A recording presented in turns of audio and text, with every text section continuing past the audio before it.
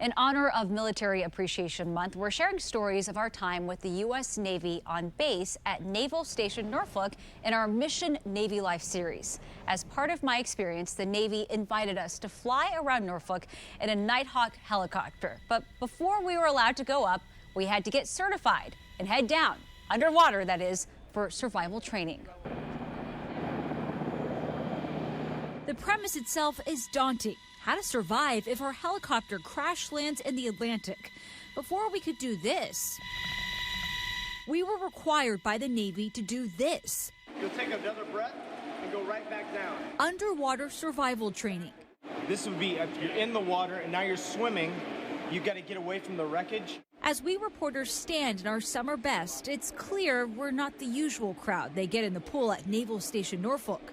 I've seen almost 20,000 students come through, and I can tell you right now, I'm pretty good at determining who should be in the water and maybe needs more work to be in the water.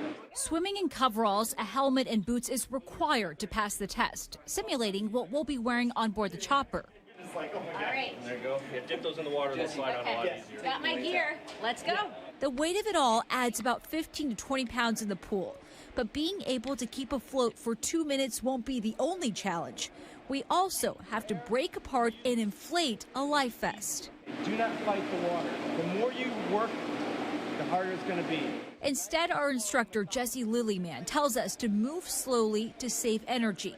And with that, it's time for our test, 120 seconds of floating.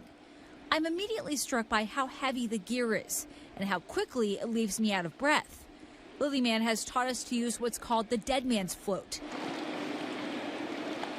I make it through the 2 minutes okay, trying my best to stay horizontal. It's not graceful, but it works.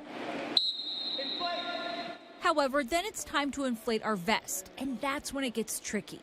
I have a hard time getting the vest to inflate, not realizing I was supposed to blow into the mouthpiece at the same time as holding it down. And that's when I start to really struggle, so much so a lifeguard has to come help. I'm not the only one having a hard time, though. A journalist next to me has the same issue, and the lifeguard has to save him as well. Instead, I get tossed a life preserver and then pulled to the edge of the pool. Not my finest moment. After teaching me how to inflate it properly, they send me back out, and this time, success. Yeah! How do you swim now? I had passed. So that was a lot harder than I thought it was going to be. We did 2 minutes of a dead man's float where you just had to keep yourself in water. And the hardest part was just maintaining that energy and not treading water. But the part that I think I might have almost failed was getting this vest to inflate. I could not do this calmly and get this all blown up and inflated while also maintaining my energy. So lesson learned about these. It wasn't pretty, but we got the thumbs up for our next adventure to go fly with the Navy.